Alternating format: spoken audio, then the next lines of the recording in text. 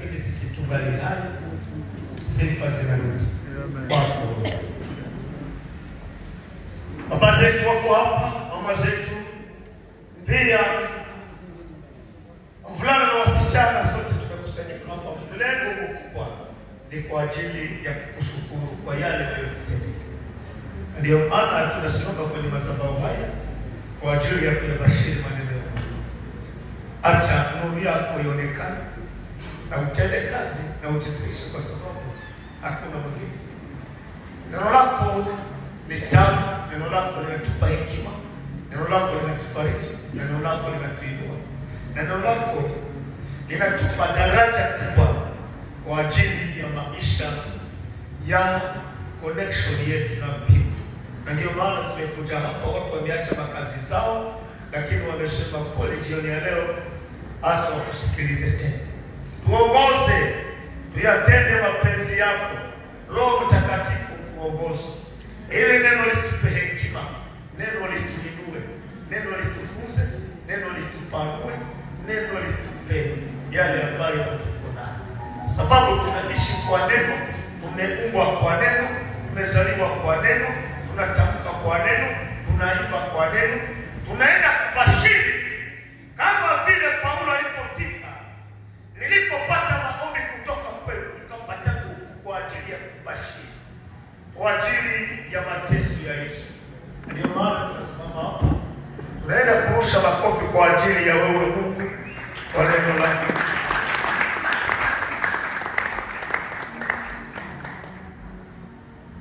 Ugongozi Kiswahili kwa mashaka.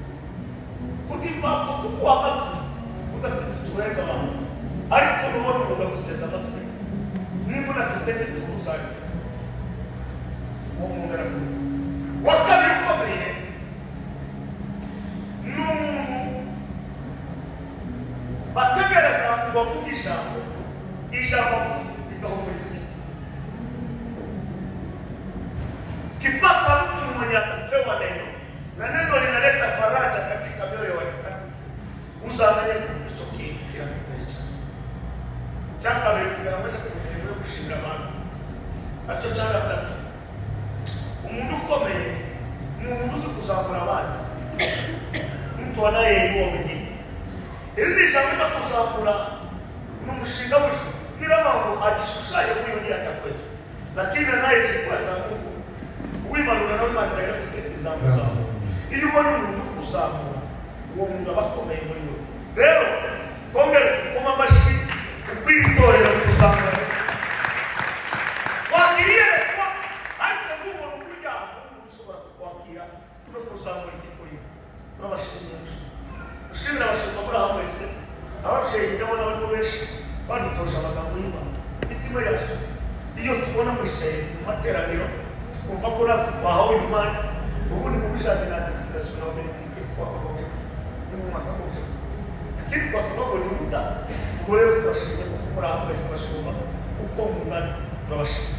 Hanyuma unemerere dushimire leta ya Kenya rero uyu muntu kwakira yarageze akamutungira n'umutekano uwo muntu arakomeye cyane. Tudafite umutekano twaterana twakora business. Dushimire leta ya Kenya tuyikomera amashyi menshi cyane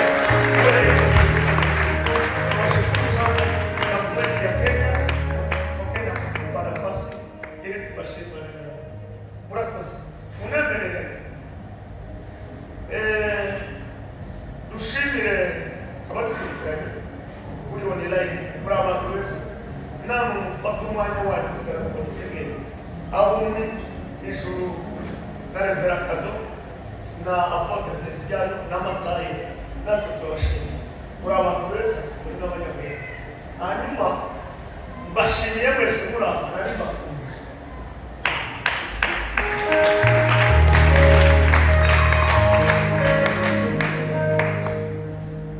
Shimimana mutima waje we,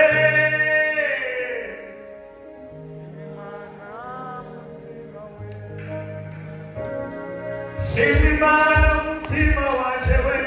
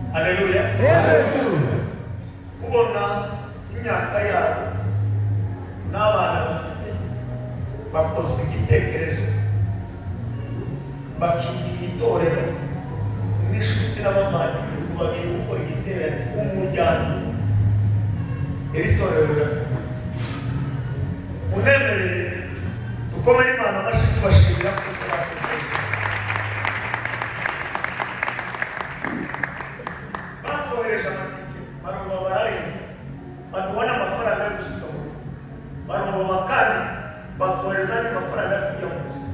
Ara baza kugira ngo undi yaraje we kandi ariho bavuze utarasha kwivuga ku cyo n'uwo ariko kuganira ivuga ku cyo mu bigo kagerino uri ukumaze kubera hari aho twabwiye n'ibana duseze bakavuga ngo ubugeni Imana bagerageza abandi bakavuga ngo dushaka ubugati bwo kuzira abandi bakavuga ngo dushaka amazi kaho robine n'igitazi kongera amashini n'abagabo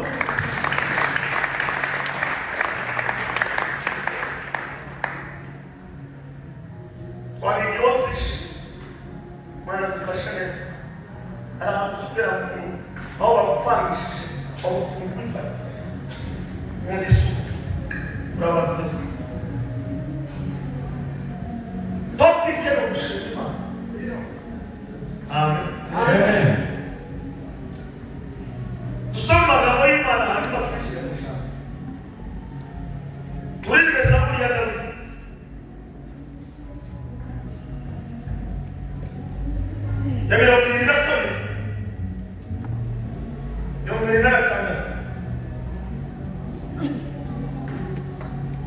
zini zaburi y'ikirundi na sanzani na gatanu wenda usanga izindi nazo zifite ukuntu zigenda zihinduranya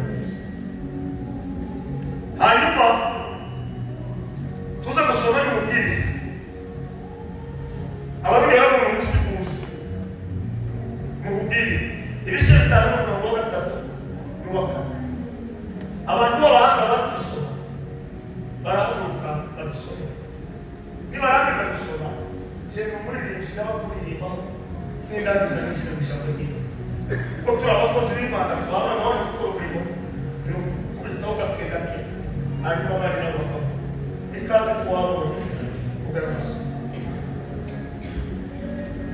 Usome 22:26 igitabo cya Zaburi. Kuri wowe niho gushima kwanje guturuka, kuri wowe niho gushima kwanje guturuka, gushimira mu iteraniro ryinshi, gushimira mu iteraniro ryinshi, nzabigurira umuhigo wanjye mu maso y'abakubaha, kandi nzayigura umuhigo wanje mu maso y'abakubaha. Icyambere nzagushima, icyakabiri n'iteraniro ry'abantu benshi, icyagatatu nzayigura umuhigo mu bantu bakubaha. Usome Mbwiriza ibice 5:3 n'uwaka. Igitabo cya Mbwiriza 5:3 hadi waike. Biravuze ngo nuhigira Imana umuhigo ntugatinde kuhigura, kuko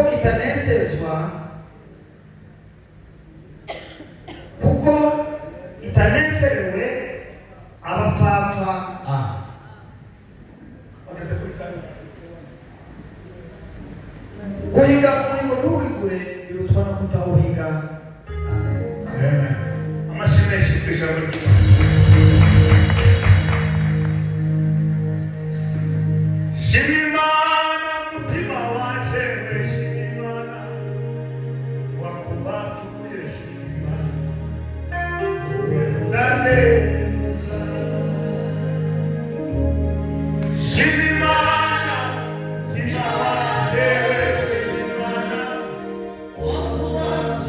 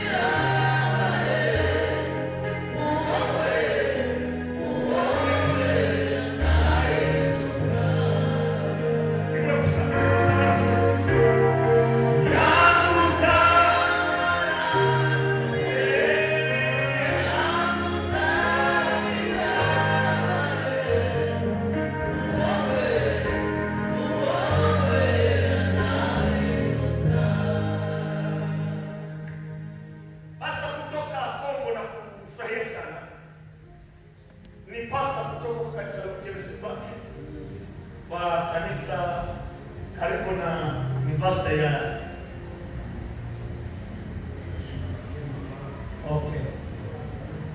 mpokee mzuri, ana address mchungaji waliwapa kumke kazi tu, na baada ya hapo mlage mzuri afike nyumbani aseme kweli nimekutoa Kongo wenzetu huko Nairobi ukifanya kazi.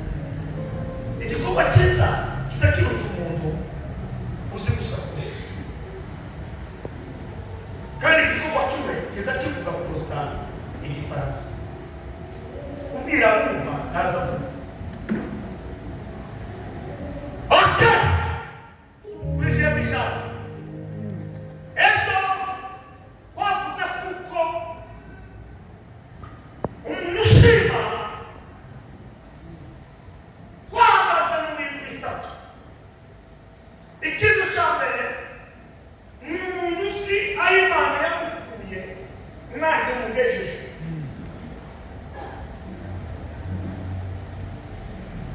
Akasiramo harabyose n'igitanga. Kandi nabazanye naho urabona ko basanze. Kuko mu buzima bwaje n'ikutana ni ariko nabonye abantu benshi bari hano. Nabonye hano basengo bakuru. Iki kumenya aho uvuye naho ugeze.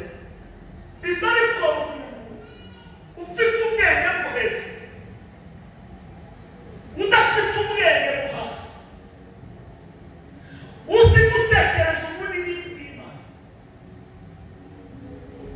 Aho yamukuye naho hageze. Niba kuwashira nawe tekereza umuntu twebwe muri bamwe twavutse bamama bavuye guhinga basabirisha turakura muri bwa buzima ubwo tutamenyereye kunyira mu mujyi wa Nairobi tumaze kumufatisha none ubunyire dukoresheje amasu y'abantu tutavukanye tutazi imico yabo ariko kubera Imana aho yadukuye nubwo aho tugeze ikomeje kutwiyeka kuko icyo nicyo kigomba gutuma umuntu ashima akavuga ngo baho batukuye naho ugeze kabuza byinshi urabifite mu mutima. Hariho benshi turi hano hazageraho wenda ukwezi kugiye kurangira ugatangira kureba ibirasi kubera kubura amafaranga yo kwishyura kandi waba nta birasi ariko mu kanya gatoya ukabona Imana ikinguye irembo ikabikuriza noneho ukavuga ati school fees yayikura y'abana ukabona umwaka urarangiye warabishyiriye hejuru y'ingahe bitatu twaje kubashyiramo umuvuduko umwambere mutekereze aho yabakuye naho ibishishi urakura amashimwe musaburi mukomere bahishe Imana mutima waje Imana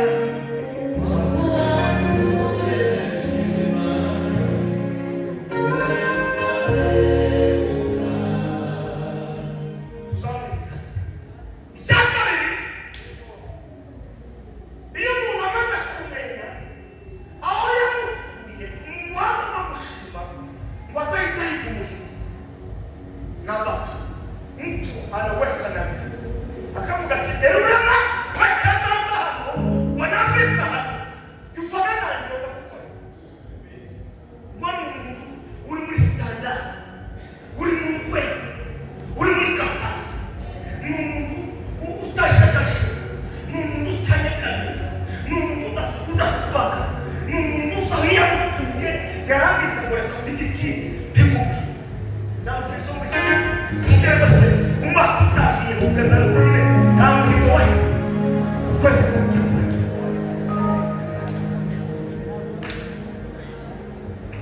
icyambere ndakuzuresha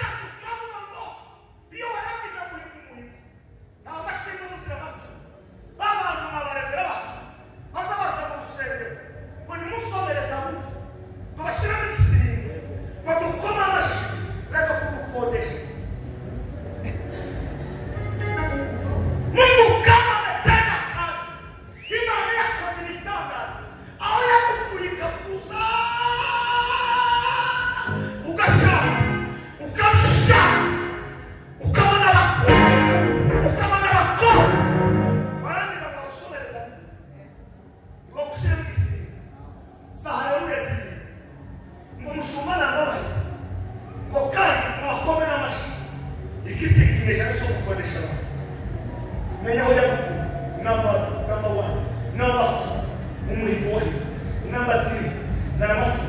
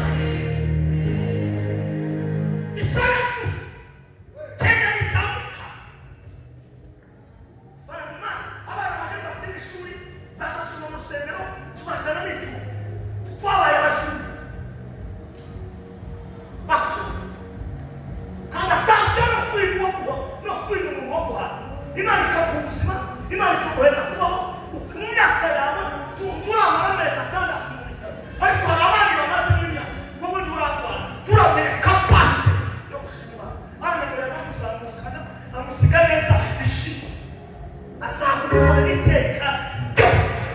Samuel igice cya mbere n'umuntu wasubirayo aravuga ngo icyo nahize iyo umuntu ashima Imana icyo bahize bwemeje umwaka ugiye kurangira hari ahantu mwishanye dore ko umuti w'abantu n'umugore wawe uravuga ati Imana nicyo umwaka tugira neza natwe tuzakora mureke kurishwa amadeni ayo mufite bakuye mu kajembe nayo bakuye mu Rwanda nayo bakuye imushumura no kumutanga kumyongerera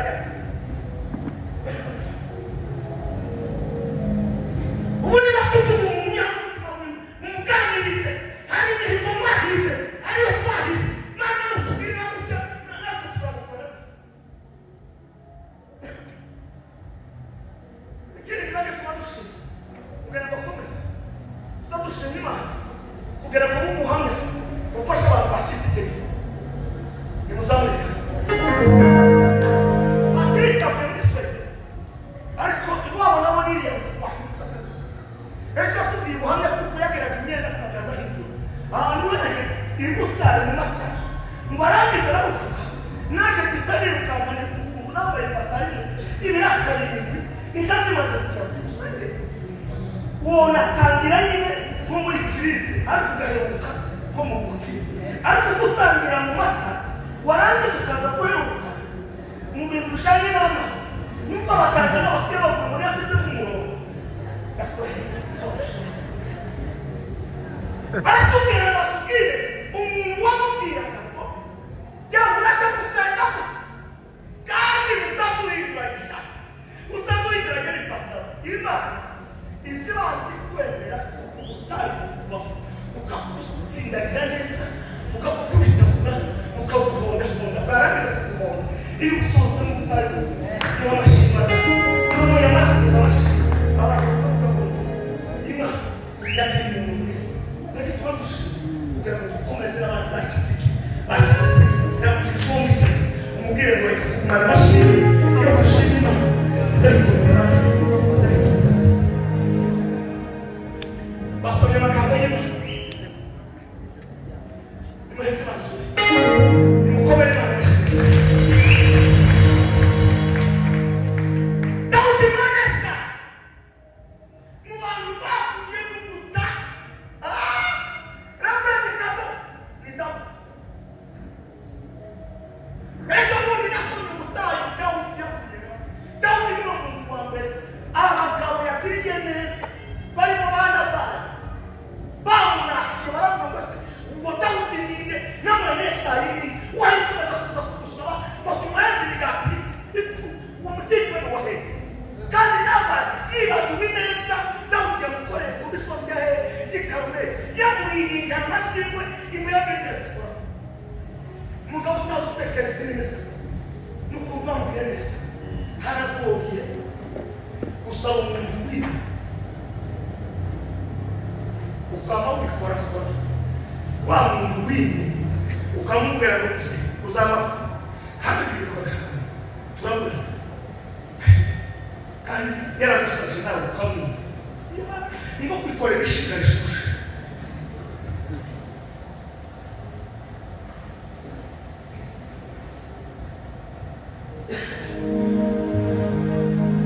barangize Dawudi yaratumye barasaba bwira Dawudi ngo unatamana ongea Dawudi ni nani na mtoto wa Isai muri iyi minsi aho ugenda kwishi twagezeretere turimo kugenda tugenda gusaba abantu batazi gutekereza ineza ikima y'abagabo turi hano muri Kenya natwe mu Uganda kumva katamahizi ngo mfite inzu ziri mu Uganda kamahizi ho mu bivu narangiza kagira n'ikibazo 50% kamahizi ho mu bivu kibagirwa icyo Imana yakoreye turi kumwe na Revera Kado tubaye kugera umunsi umwe tugiye ku masengesho uyu mugabo tukafata se ibifite mu mifuka kugira ngo tuje kubona ukuntu twagura amata tubajya basomerana na kawunga kamubwira ngo usigaye 500 abantu b'abagabo 10 turamusenga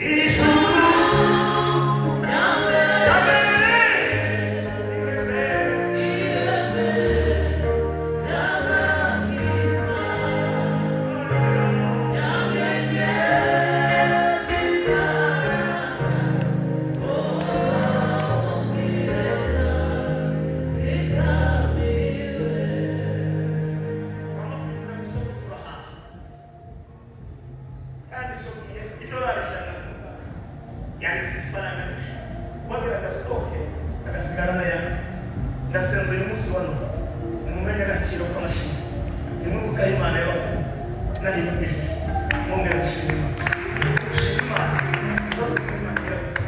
Imana ikomeza kuvuga ngo bamenye agaciro k'ibyo nabaye Imana ikomeza Isaburi rero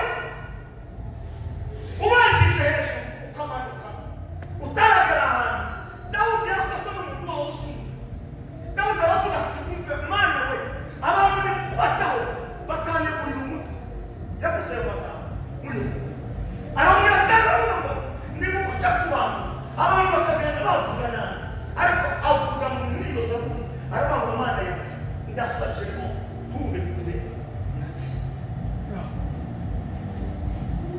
Imana niyo wovuga kwitegeko kwikure nawe yobakure natwe twomerwa yobakure natwe twogera muri ibi tugeze yobakure natwe titwetse ibintu byo gukora ariko Dawudi aravuga ngo nzashima mu iteraniro ry'abera bose icyaka nzakwigurira umurimo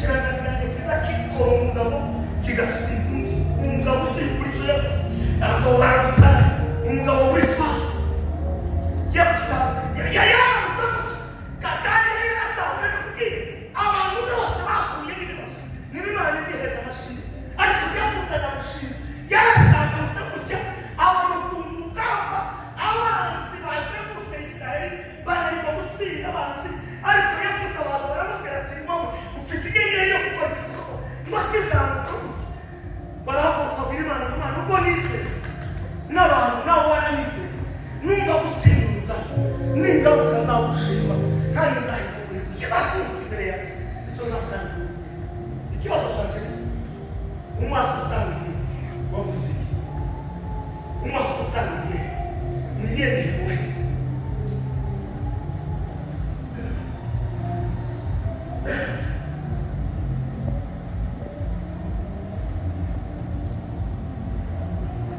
mwenda kasuje kandi kikuba yakoze icyo apfa gukora umuntu wose ni ukuri tubabwiye revera kabila jinde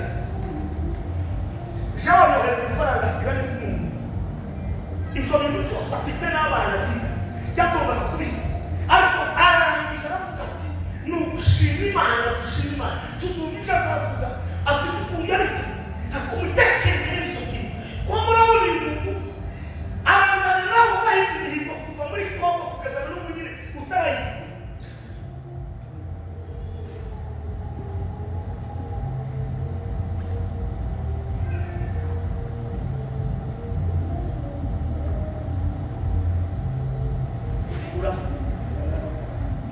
nawe uzashima yaratwakirika hamwe n'Imana kuri tanzi sigiye kugira soba mwana w'umusitarabitsi cyangwa isu